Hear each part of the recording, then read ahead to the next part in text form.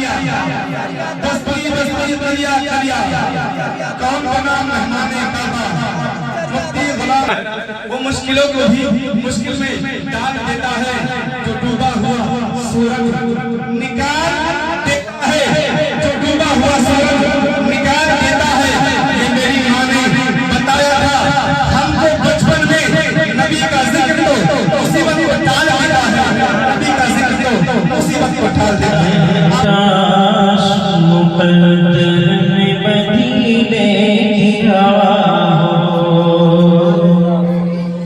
اے کاش مقدر میں مدینے کی ہوا ہو کیا بات روضہ شہ کونین کا آنکھوں میں بسا ہو روضہ شہ کونین کا آنکھوں میں بسا ہو کہ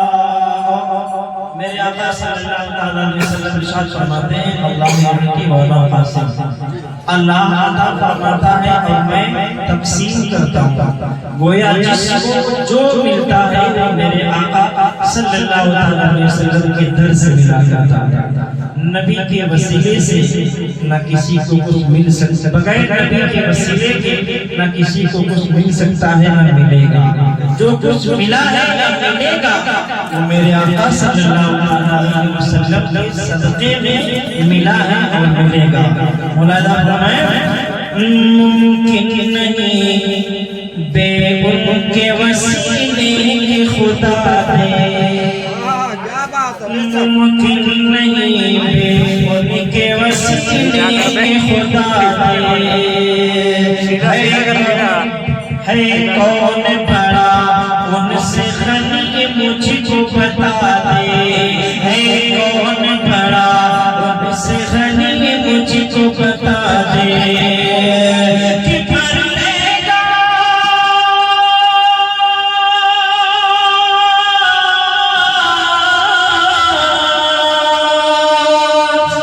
بھر لے گا وہ دام جو اس درد سزا دے مگتا تو ہے مگتا کوئی شاخوں میں دکھا دے مگتا تو ہے مگتا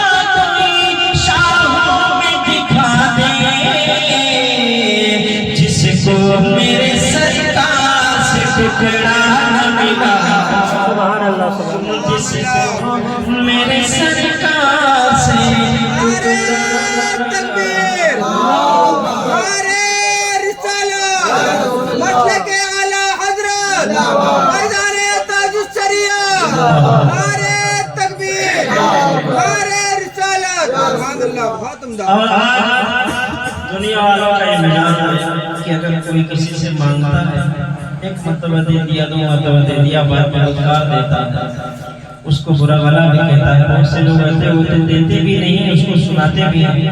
لیکن میرے آقا صلی اللہ علیہ وسلم کیسے کریم نے ملاحظہ فرمایا خوبصورت ہے لطف و عنایا کا مینار کچھ ایسا ہے، لطف و عنایات کا مینار کچھ ایسا، حسن کرم کا خیال کچھ ایسا. پلتے ہیں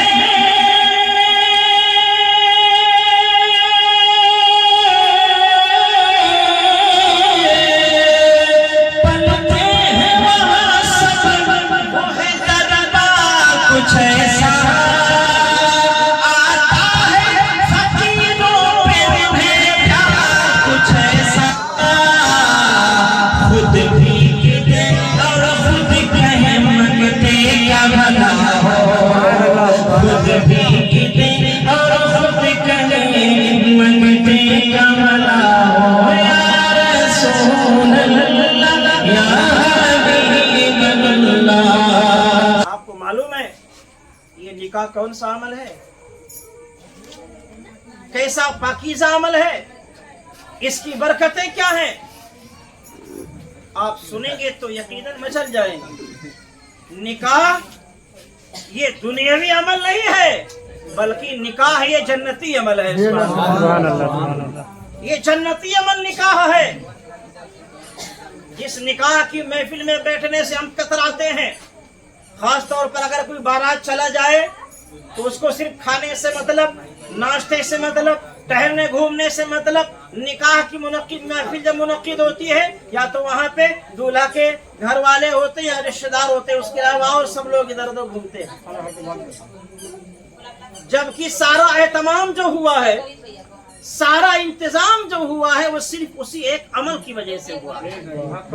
نکاح کی وجہ سے سارا انتظام ہوا ہے، اور اسی کے محفل میں، اسی محفل میں شرکت کرنے سے لوگ گھبراتے ہیں. آپ غور کریں یہ کتنا عمل ہے، دنیاوی عمل نہیں بلکہ جنتی عمل ہے. آپ کہیں گے کیسے جنتی عمل؟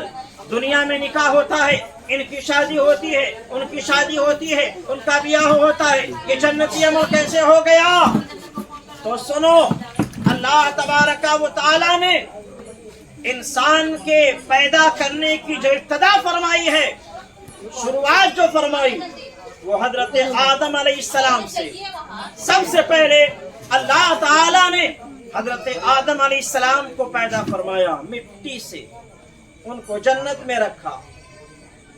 آدم علیہ السلام تنہا ہے، اور تنہا کہیں آدمی کہیں پہ ہوتا ہے، یقیناً اسے گھبراہٹ ہوتی ہے، الجھن ہوتی ہے، پریشانی ہوتی ہے. جب انہیں گھبراہٹ ہوئی، پریشانی ہوئی، الجھن ہوئی، اللہ تبارک و تعالی نے حضرت آدم علیہ السلام کی تسلی کے لیے، آدم علیہ السلام کو سکون دینے کے لیے، آدم علیہ السلام کے بائیں پسلی سے حضرت حوا رضی اللہ تعالیٰ عنہ کو پیدا فرمایا. سو رہے تھے، حالت خواب ہی میں اللہ تعالیٰ نے بائیں پسلی سے حضرت حوا کو پیدا فرمایا. جب آنکھ کھلی تو دیکھا ایک حسین و جمیل خاتون عورت ہے. حضرت آدم علیہ السلام آگے بڑھے، ان سے قریب ہونے لگے. ارشاد خداوندی ہوتا ہے، اے آدم ابھی حوا کے قریب نہیں جا سکتے ہو جب تک کہ ان کا حق کے مہر نہ ادا کر دو، نکاح منعقد نہ ہو جائے، اس وقت تک کہ قریب نہیں جا سکتے ہو.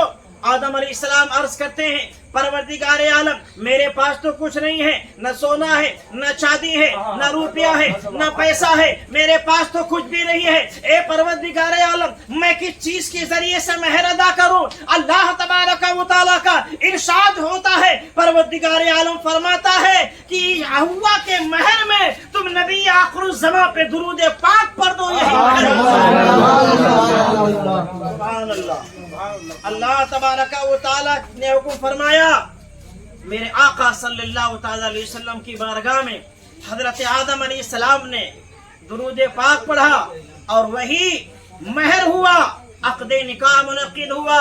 मालूम हुआ कि निकाह ये दुनियावी अमल नहीं है, बल्कि निकाह ये जन्नती अमल है। सबसे पहला निकाह ये जन्नत में हुआ है, हजरत आदम अलैहिस्सलाम और हजरत हव्वा रज़ियल्लाहु तआला अन्हा। अल्लाह ताला ने हजरत हव्वा को किस लिए पैदा फरमाया? आदम अलैहिस्सलाम को सुकून देने के लिए, ताकि उनको करार आ जाए, उनको सुकून मिल जाए, उनको राहत मिले।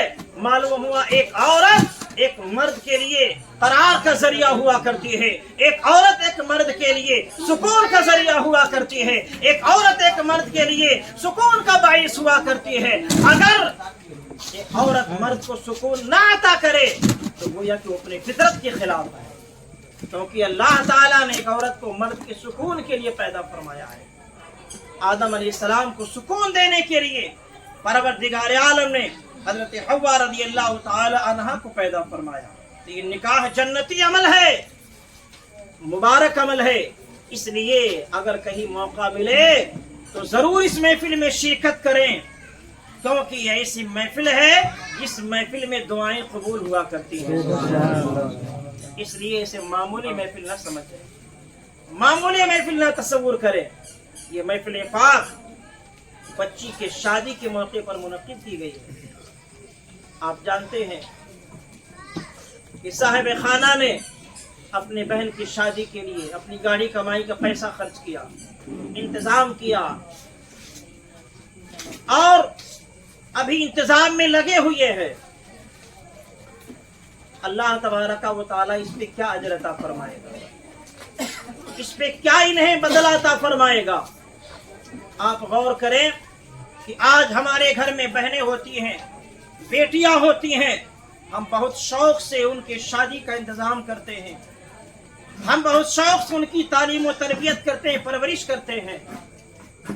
हमारे दिल में क्या इरादा होता है कि अल्लाह तबारक व तआला इसके बदले में हमें इसकी जज़ा अता फरमाएगा। वरना याद करें, यही बच्चियां, यही बहनें हैं। एक जमाना वो था कि जब ये घर में पैदा होती थी तो बाप का चेहरा शर्म से झुक जाता था, और वही बाप अपने हाथों से अपनी बच्ची को जिंदा दफन कर दिया करता था। ऐसी जुल्म बर्बरियत की तारीकी छाई हुई थी, जुल्म ज़्यादती चारों तरफ फैली हुई थी। एक इंसान अपने घर में पैदा होने वाली बच्ची को अपने हाथों से जिंदा दफन कर दिया करता था। लेकिन जब मेरे आका सल्लल्लाहु ताला अलैहि वसल्लम की विलादत होती है, नबी करीम सल्लल्लाहु ताला अलैहि वसल्लम इस दुनिया में तशरीफ लाते हैं, तो अल्लाह तबारक व तआला ने अपने महबूब सल्लल्लाहु ताला अलैहि वसल्लम को बेटी अता फरमाई, कई बेटियां अता फरमाई, और खास तौर पर अल्लाह तबारक व तआला के हबीब सल्लल्लाहु ताला अलैहि वसल्लम अपनी छोटी बेटी खातून जन्नत फातिमा ज़हरा रज़ियल्लाहु ताला अन्हा से बहुत ज्यादा मोहब्बत फरमाते थे, हयात करते उल्फत फरमाते थे। जब फातिमा आती थी तो नबी खड़े हो जाते थे, उनकी पेशानी को चूमा करते थे। अल्लाह के नबी सल्लल्लाहु ताला अलैहि वसल्लम जब फातिमा के घर तशरीफ ले जाते थे, फातिमा खड़ी हो जाती थी, नबी की आज़मी की ताज़ीम करती थी, नबी का अदब एहतराम करती थी। अल्लाह के नबी सल्लल्लाहु ताला अलैहि वसल्लम ने एक बेटी के मर्तबे को बुलंद कर दिया, बेटी के मर्तबे को आला कर दिया। अल्लाह के नबी सल्लल्लाहु ताला अलैहि वसल्लम सरवरे कायनात ने इस तौर पर बेटी के मर्तबे को बुलंद किया कि खुद अपना नस्ल जो जारी फरमाया है, बेटी खातून जन्नत से जारी फरमाया। और मेरे आका सल्लल्लाहु ताला अलैहि वसल्लम ने बेटियों के मर्तबे को बुलंद फरमाया। और ज़माने जाहिलियत जो अपनी बच्चियों को जिंदा दफन करते थे, मेरे आका सल्लल्लाहु अलैहि वसल्लम इरशाद फरमाते हैं के पास जो बेटियां या दो बहनें हो या तीन बेटियां तीन बहनें हो, उनके हुकूक के बारे में अल्लाह से डरे, उनकी तालीम और तरबियत करे। अल्लाह तबारक व तआला इस तालीम और तरबियत और उनकी परवरिश के बदले में मुझे जन्नत अता फरमाए। सुभान अल्लाह, सुभान अल्लाह। आज जो आसिफ और आरिफ उनके तमाम बिरादरान, उनके वालिदा मिलकर के अपनी बेटी और अपने भाइयों की बहन की शादी का इंतजाम कर रहे हैं, यकीनन कितना आला अजर अल्लाह ताला इनको अता फरमा रहा है। मेरे आका इरशाद फरमाते हैं जो इन बच्चियों के जरिए से आजमाया जाए और उस आजमाइश पे सब्र करे। नबी ने आजमाइश कहा और यकीनन ये बच्चियां आजमाइश होती हैं। चंद लम्हात में अपने बाप के सर को झुका भी देते हैं और ये बच्चियां अपने वालिदैन के गर्दन को बुलंद भी कर दिया करती हैं। ये बच्चियां आजमाइश हैं, इसलिए आजमाइश के तौर पर उनकी परवरिश करनी चाहिए। हमारे ऊपर है हमने कैसे परवरिश की है, हमने कैसे तालीम और तरबियत की है।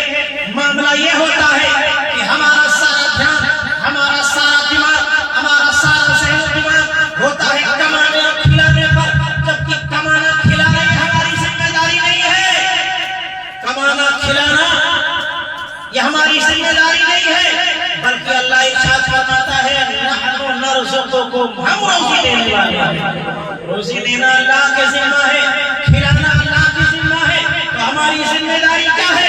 हमारी जिम्मेदारी ये है हम उसकी तालीम और तरबियत करें, उसको अच्छा रास्ता दिखाएं, उसको अच्छा तरीका बताएं, उसको वो तरीका बताएं जो तरीका खैर जन्नत का है।